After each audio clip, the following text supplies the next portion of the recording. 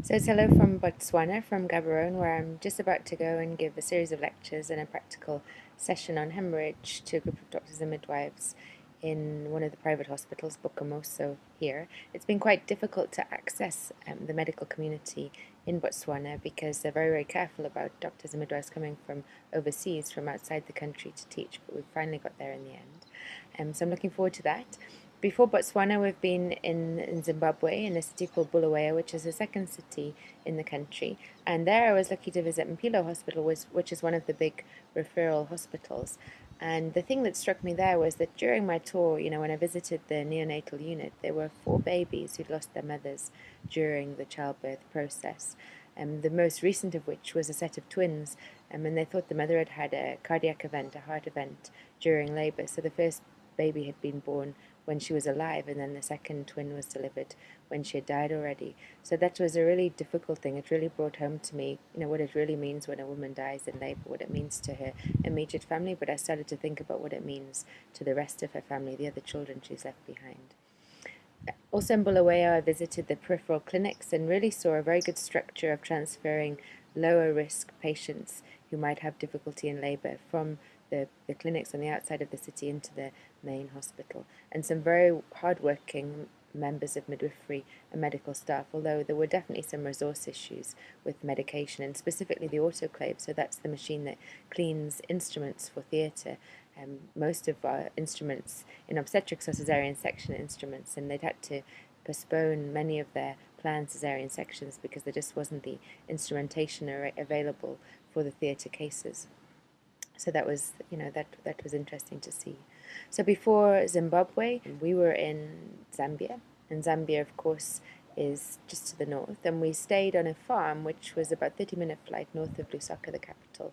And there I had a friend because one of the midwives from Newcastle, where I work, her daughter lives on this Zambian farm, and that was wonderful because they had an airstrip in the back of their garden almost, a grass strip, and we landed and we were able to visit very rural Zambian areas. So really, really difficult areas for people to access. And we visited a project that was providing bicycles and motorcycle ambulances with a sidecar, and for the bicycle with a trailer, to get patients from the villages to the local clinic. So there would be a nominated man, usually one or two men, who would be able to transfer women in labour via those modes of transport.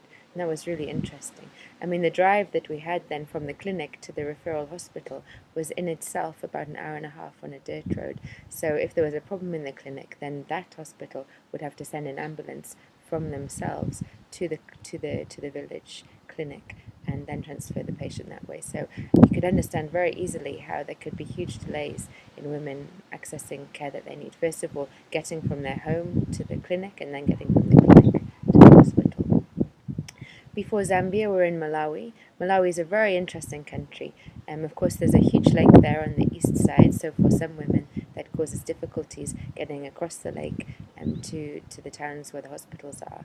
But because there's a female president in power, there was almost a different feeling than many of the other countries I've travelled through. So everywhere we went in Lilongwe, we saw banners talking about family planning, reducing child mortality, reducing the number of pregnancies, accessing care when you're in labour or when you've got a problem in the pregnancy. So really pushing women to deliver in a safe manner and then plan their families accordingly. Because of course each pregnancy that a woman has a risk associated with it. And once you start to get to 4, 5, 6 pregnancies, then that really starts to become a risky time, especially if one of the previous pregnancies has been a caesarean section.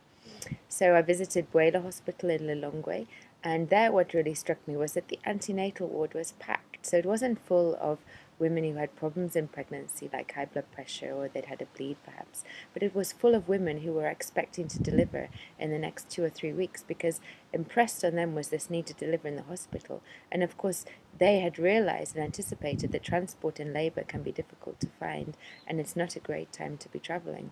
So that was very interesting. Perhaps they need to think about developing some waiting homes like I've seen in other countries like Ethiopia, where there is a small residential area next to the hospital where women who are anticipating labour in the next little while can stay. So it's goodbye from me from Botswana, and I'll speak to you soon. From Botswana, we're going to Johannesburg, to South Africa, and then on to Swaziland. So some exciting times ahead.